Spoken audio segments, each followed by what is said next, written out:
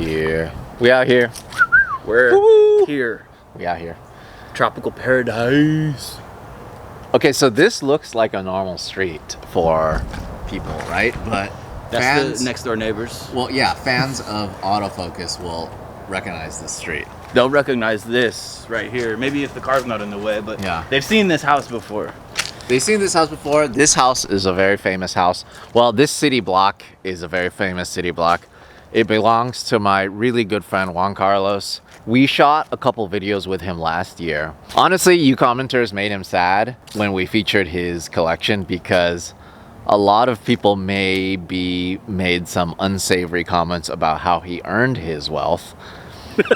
But the thing is, Juan is probably one of the hardest working guys we know. He has one of the biggest used car dealerships in Florida, and he's worked his way from nothing to where he's at now. This place is incredible. Like, that's his house, that's his house, that's his house. Like, that's his car, that's his car, that's his car, that's his car, that's his car, that's his garage full of cars. Like, all right, so cut to a clip of Tyler and I just waking up in the morning.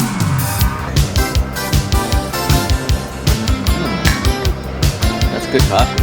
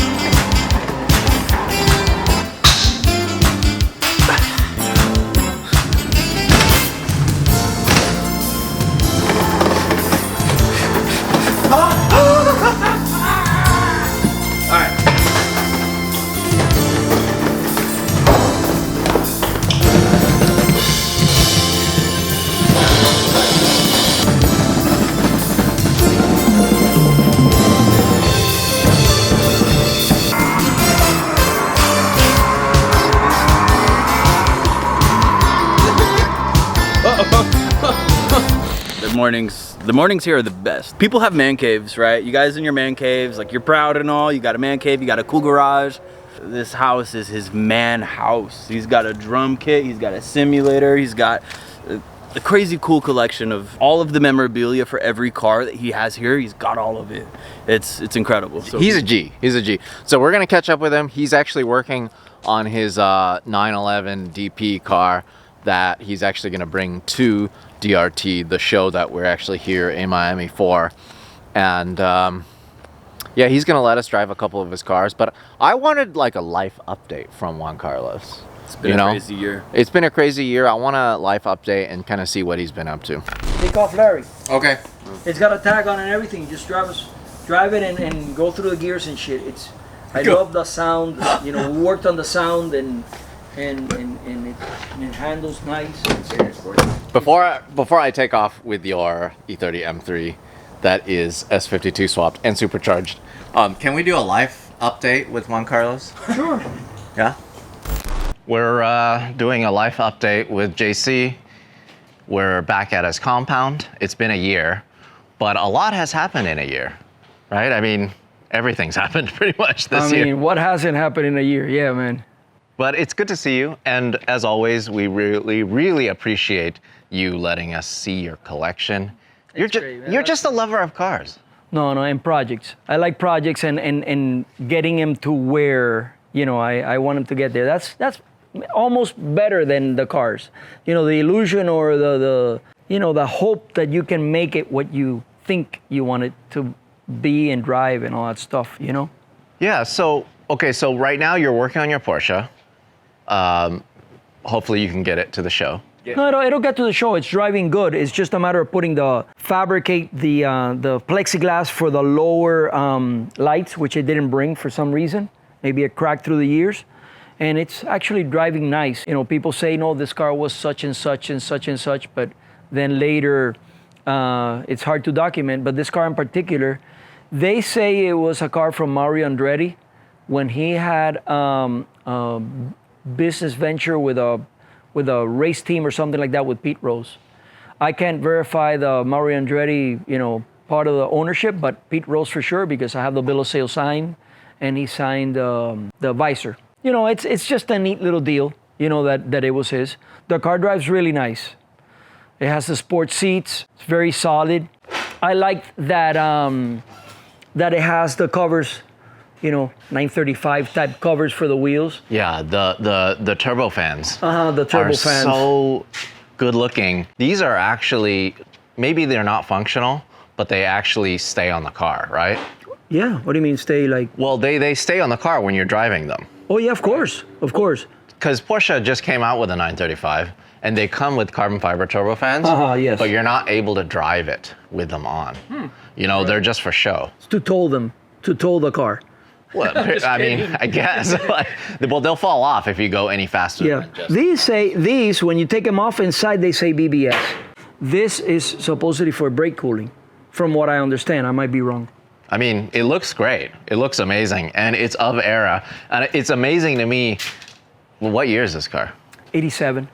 87, and it has 345s, and it almost looks like there's more room to grow here. It had a little bit more of a gap, and I put a small spacer on it. I might be able to have gotten a little closer to the edge, but I think it's good enough. So this is a newer car for you. Yeah. Interior is pretty decent. It's got a Mario Andretti steering wheel on it, by the way, which is an old vintage Mario Andretti Momo, which I haven't seen many of.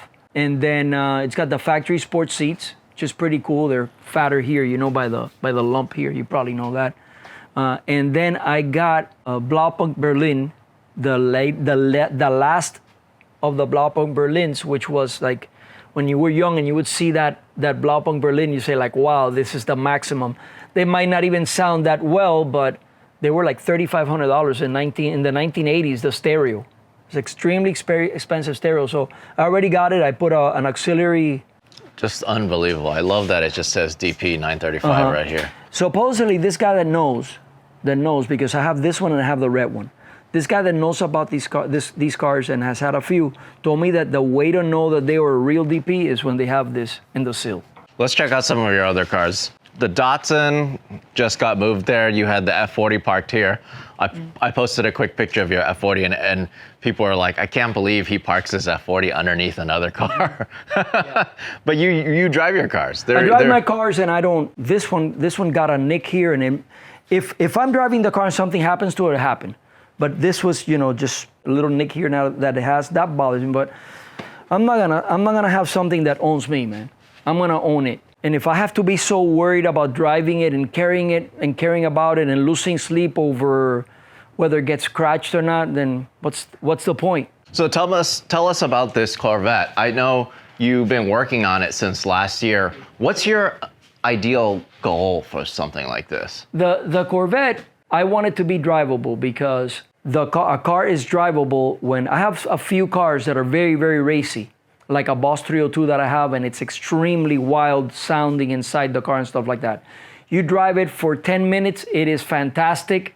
You drive it for 45 minutes, you're dying to get back home. That's the real test of a car, you know, whatever that you're gonna enjoy is a car that you can go for a fairly long ride and not get an anxiety attack. Oh my God, let me just get home, you know? That's exactly what I'm trying to do here. This car was one of those cars that went into those races like the ones in Nevada or whatever. What's that race in Nevada? The Silver State? The Silver State or something like that. It went into one of those and it competed there.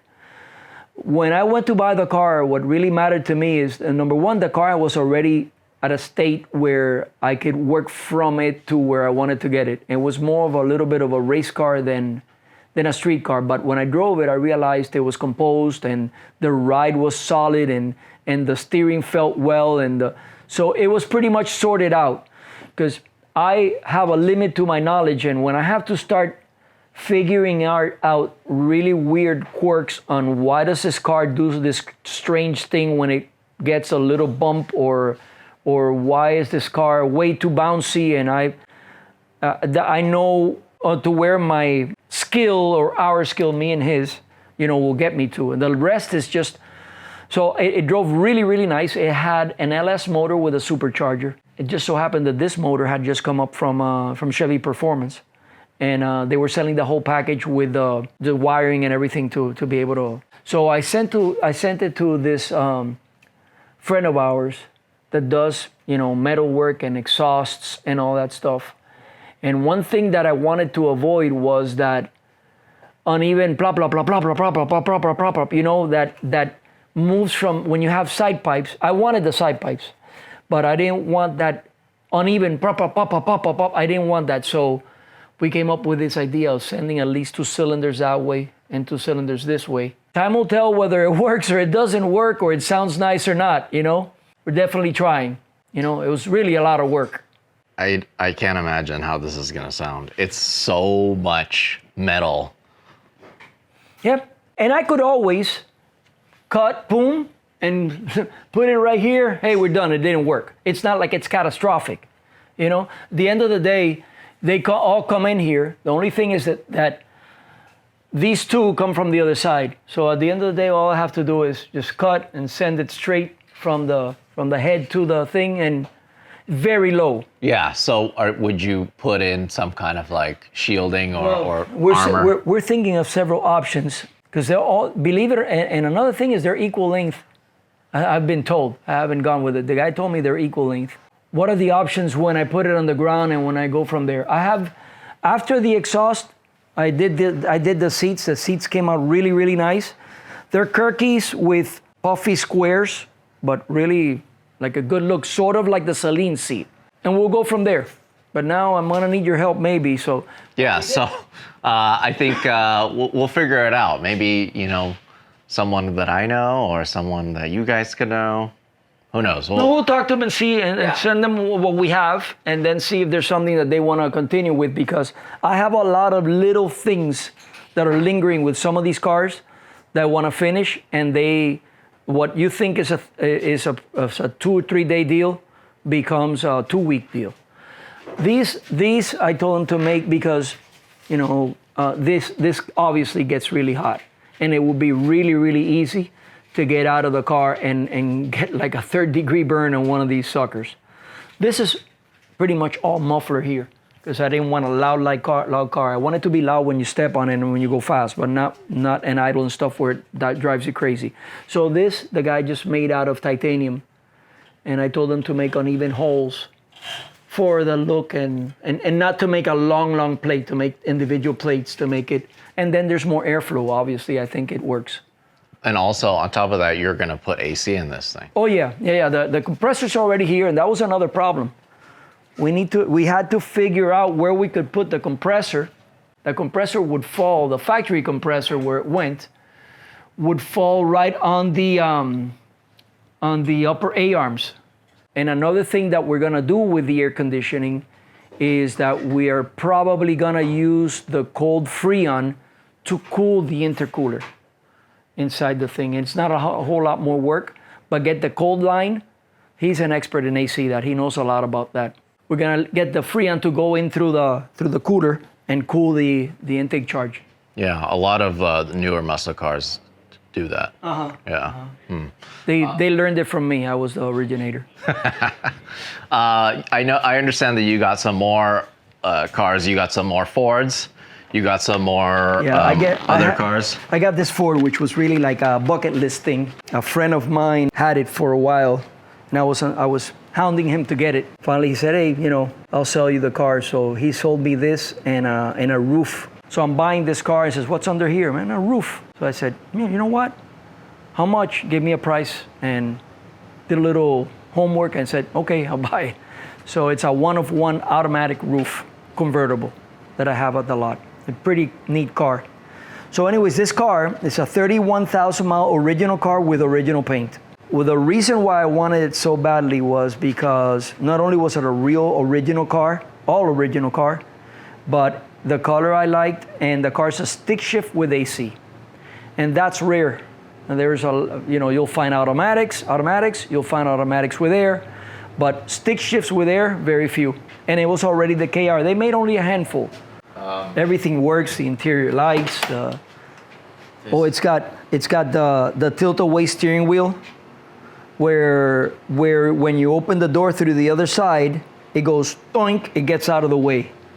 You know, you open the door to get out and it gets out of the way, and then when you get back in the car, you just put it in place.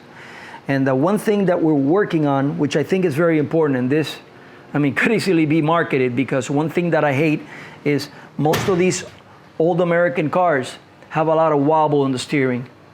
So next thing you know, you're driving and the steering's going like this over uneven roads. So we took out the steering column, we got all the bearings that always have play on them, and we made, you know, precise brass fittings that, you know, it'll roll, but it won't let it play in there. And then we're making a thing that we can look at later, which is a bracket.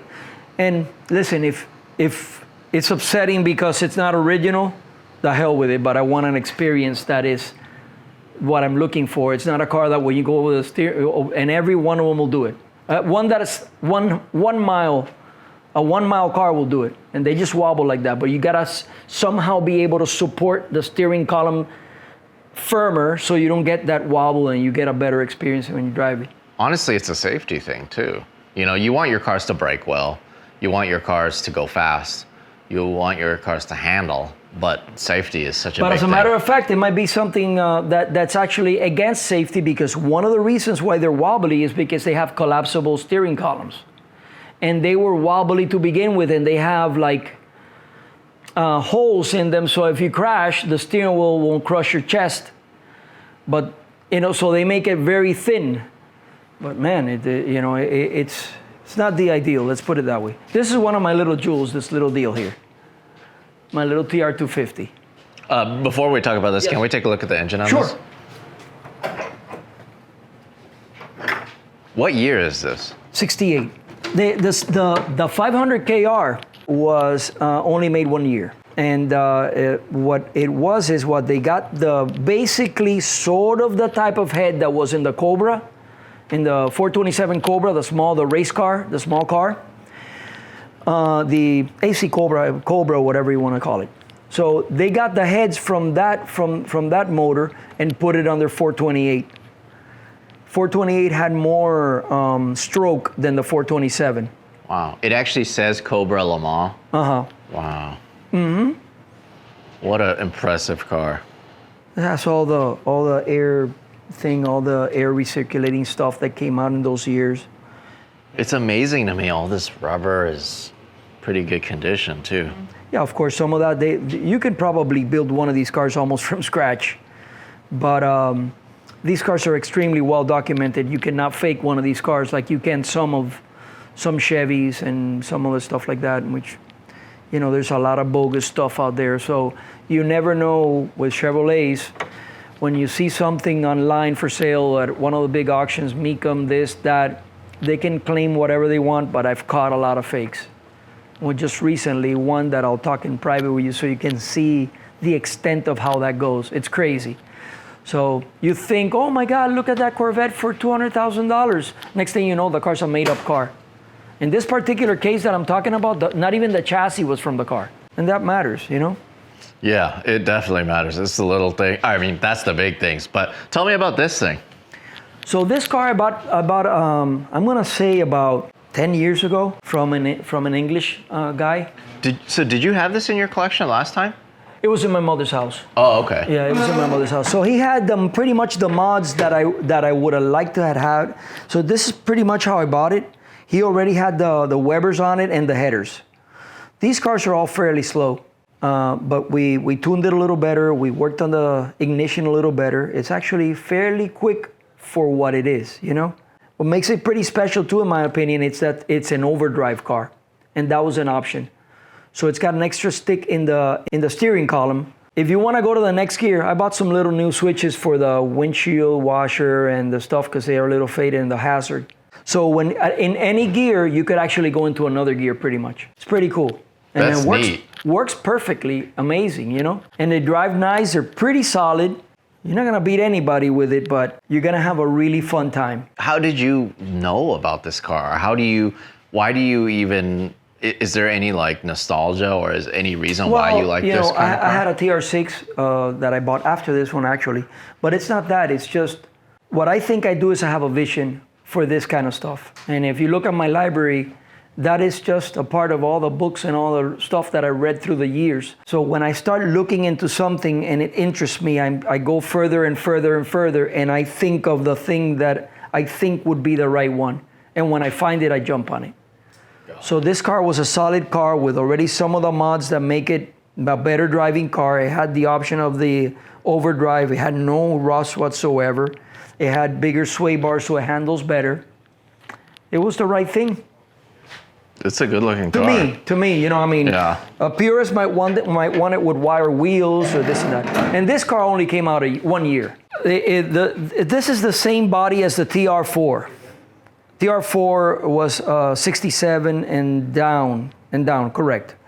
Then the TR250 is only 68 because they got the 6-in-line from the TR6 and they put it on the TR4 body. And then they came out with a TR6, which is a beautiful car also. And in Europe, it was a TR5.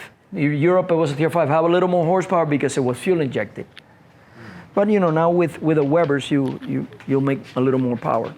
Can we take a look at your Sure. Fast Fords Oh yeah. garage? Let me open up for you. This is the Tyler. This is I know it. what's in there. Oh, I know. I know you know. Ready. Watch.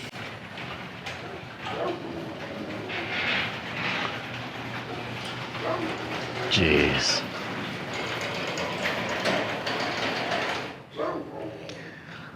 I mean, I don't even know what to say about this. So last time when we were here, Juan actually showed me the pamphlet, or it's not really a pamphlet. It's more of like a book, or it's more of like a whole presentation. Right. When you actually purchase one of these, they send you a bunch of materials. They sent you the colors, and it allows you to kind of pick what you want on your Ford GT.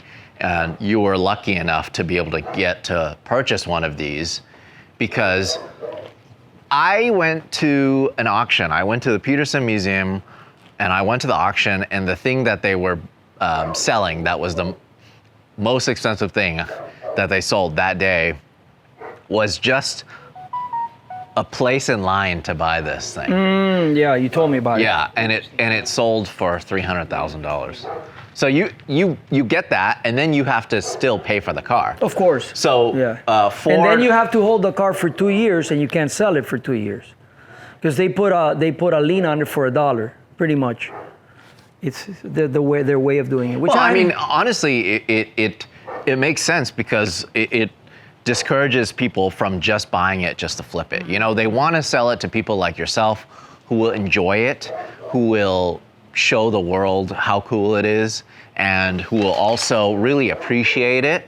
You know, obviously you love fast American cars. You have the previous generation GT, and that's why they let you purchase this one. Which actually pretty nice is that without really thinking about it, I have the modern GT, I have the older GT, and I have the Saleen, which is more or less the same layout as the original GT, a V8 with the ZF transmission and all that stuff. And then I have, and they're all in black, and then I have, I think it's by chance, and then I have a Pantera GT5S, which is the factory wide one. Not a lot of them out there, and I think it's the most beautiful one, where all the flares are molded in, they're not like pieced together, and it's also black. So it'd be a nice picture to put them all together in all the rear engine Ford supercars, you know. The only thing that I'm missing is the original GT, but I don't think I'm gonna be able to get one of those, you know. I don't know. I mean, knowing you, but it's not really in my bucket list. I don't buy things because it's a missing piece. I'm buying because I think I'm gonna have fun with it. But let me tell you a story about this car quickly, and it's the following: that when the first time we applied for the car, we didn't get it. A little disappointed because we have Ford race cars, Ford trucks. We have this we bought new, and we have the Saleen, and we have the Pantera, and we had a lot of stuff, and that's pretty much what we thought that Ford wanted, was somebody that was a real Ford fan. which I'm truly not a Ford fan, I'm a car fan. So I'm not gonna say that but I like them and I think they're amazing cars. Long story short, the second time my daughter goes all out and makes a really good film or presentation, and we're accepted. It was great, it was fun, but when they offered the car to me, I wanted a special model, the carbon edition where you have the exposed carbon lines. And they say, no, I'm sorry, those are already, spoken for, and what we have now is just a regular GT in a regular color that you can choose. Every option was extremely expensive. I mean, stripes were 10 grand. Stripes, just stripes, $10,000. But still I said, listen, you know what? I thought about it, and I wasn't gonna be happy with a white one or blue one. They're beautiful, but that's not what I wanted. I wanted this model. And it was just a little bit lighter and a little more track focused. It has the one thing that they have these little holes here instead of solid glass, little details that I wanted. So I finally spoke to the rep from Ford, and the guy tells me, well, it is, I've spoken to everybody, you can only get a regular car. And I said, what if I just postpone? Leave me to the very end, I don't care. But I don't wanna spend that much money on a car that is not really what I want. Will I lose my spot? And they told me, no, you won't lose your spot, but I don't know when you're gonna get a car. I said, fine, I'll wait. Then like a month and a half later, he calls me, guess what? I have a spot for a carbon, and I ordered it. But what I liked even more than actually getting the car that I want is that when I actually got the car, which was a model 2020, it had already the performance upgrades. And they made a lot of performance upgrades that you can't retrofit the earlier cars into that. So it's got a little bit more horsepower, but that's not the real thing because it's minimal, but it was much bigger intercoolers.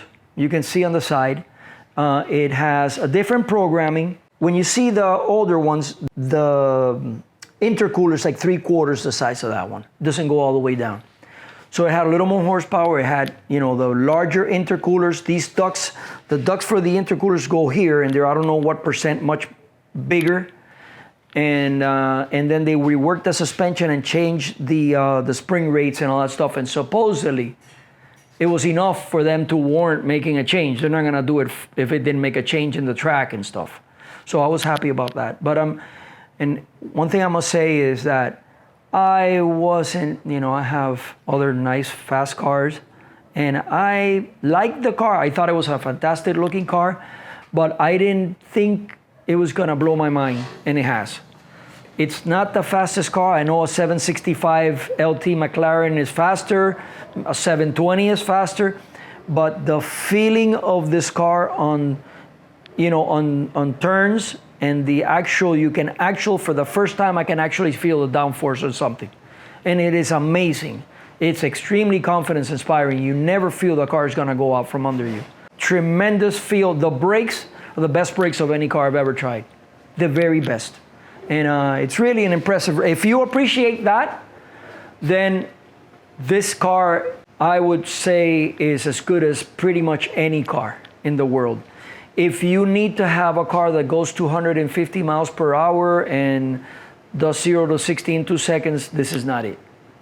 And but I've realized that 3 seconds 0 to 60 and 10-second quarter miles and 217 miles per hour for me is enough. I tell you, man, they really went out on this car. When you go to their factory, you realize how perfectly, it's all made by hand. Extreme detail, one guy with one post doing, putting things together. You're not really a supercar guy. Like, you don't have a bunch of Lamborghinis. You don't have like the latest and greatest McLaren P1 or anything like that. You mostly have older vehicles, classic vehicles, and you like to improve on them. This is your newest supercar, right? And this is probably the fanciest one with all the craziest electronics and all of that. But it's special in a way. It's a Ford. You actually went to the factory to check out the factory, to take delivery, right? Or to at least see them making I saw the build. and the car was missing the back end of the car and stuff like that. So you get to see all the intricacies of the build of the car and the detail that goes into it. I think what these people at Multimatic are fantastic at, and if they weren't, they wouldn't make shocks for Formula One. But it's suspension. This car is extremely just right. I mean, you go over bumps and it's, you know, firm but not stiff. It is a great balance of, and that's very difficult. That's one of the most difficult things to do. You can make a car go 300 miles per hour, is probably not that difficult. But to drive it and so the whole thing communicates and it's very good at everything it does, it's a matter of opinion. I saw some, and I've seen a lot of reviews and people that have driven different cars that I have driven and I have had, and they're experts supposedly, and I think I have a point on some things that I disagree. Like that this car is kind of loud and it sounds weird, that people said, and I don't know what they're talking about. This car, it's itself. It's a race car for the streets. This car is it, period. It's not trying to copy a Ferrari. It's not trying to copy a Lamborghini. It's not trying to copy a McLaren. This car is unique, period. And it's not because I own it, because I like all those other cars too. This one's special too because a lot of the people that worked on this car signed the back. Right, when they suggested that spot there, because you can see it, you know, and stuff, instead of underneath the hood and stuff. So, but when I went over there, I said, can the techs that worked on the car and the engineers that come in, can they sign? So they did. I don't know who's who there. I think it's their kids that signed. We talked about this a little bit last time. Maybe this one, I honestly think this one deserves a full video. I think we should do one because, and I have a lot of info on this car that'll be enlightening, and when you drive it, I want you to drive the car so you can see and you can, you know, tell me your thoughts. And I appreciate. I saw him, by the way. I saw Larry driving on the simulator, and he right off the bat, the guy's fast. No. Shit. Yes.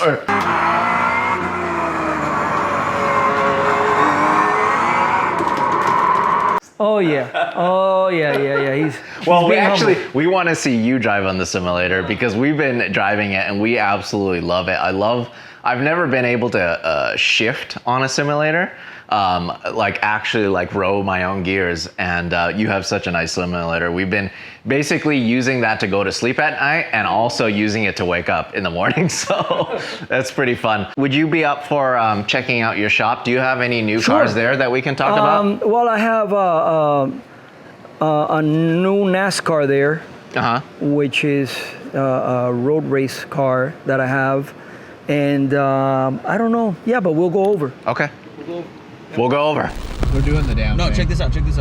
We got to plug in for an old school iPod. I don't even know what to say, man. It's kind of overwhelming every single time we come to JC's place. Yes, very overwhelmed. This is the look of a very overwhelmed person.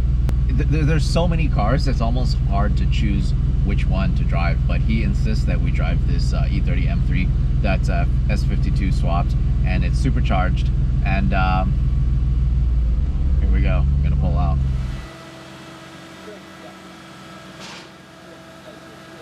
Now, when you drive the car without the owner, you're never self-conscious. You just drive it that way, so go. Okay. I mean, but he says when you drive it without the owner, you're not self-conscious about driving, but we're doing it all on video. He's gonna see it all anyways. Well, you know, the thing is, I have so much respect for other people's cars, and a lot of people love to make fun of me about how slow I drive when I drive other people's cars. Oh, he's yelling at you. Yeah, I know.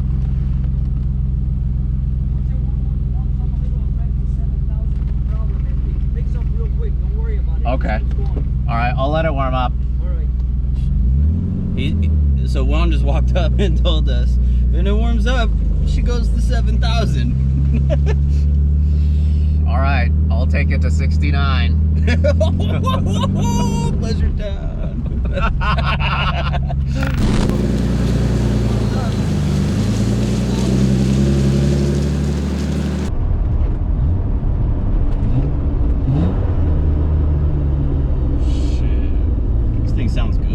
Sounds really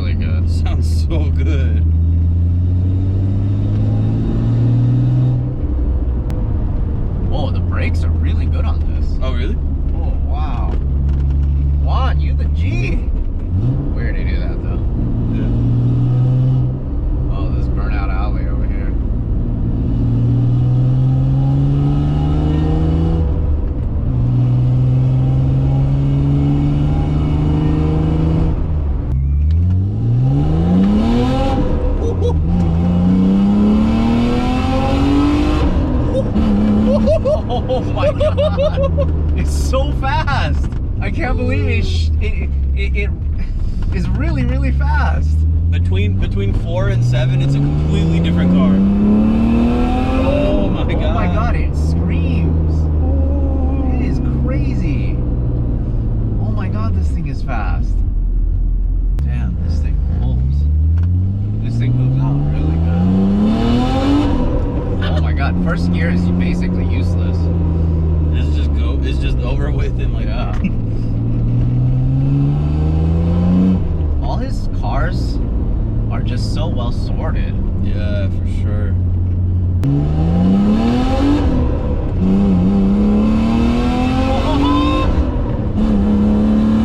Oh my goodness. It is so fast.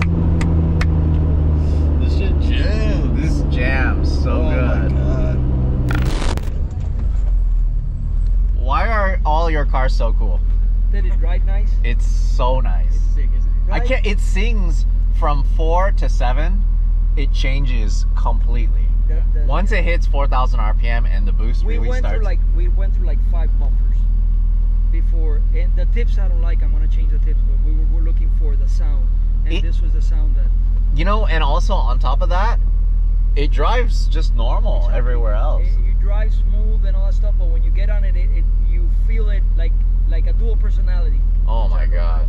Very nice. You have to be so quick before otherwise you'll over rev it so Yeah, it revs easily. real quick. It revs so fast. I told you. First gear is basically unusable. It's useless now. Second is when it really starts singing. And it rides nice, and it corners nice, and the steering feels nice, and the AC, you haven't used it, but it's got great AC. Yeah, we're the using AC it. was on, and I did a bunch of laps, and the needle barely moved. Yeah. It's like I could tell that all your cars, it's definitely made for Miami summer weather. You have to. If not, yeah.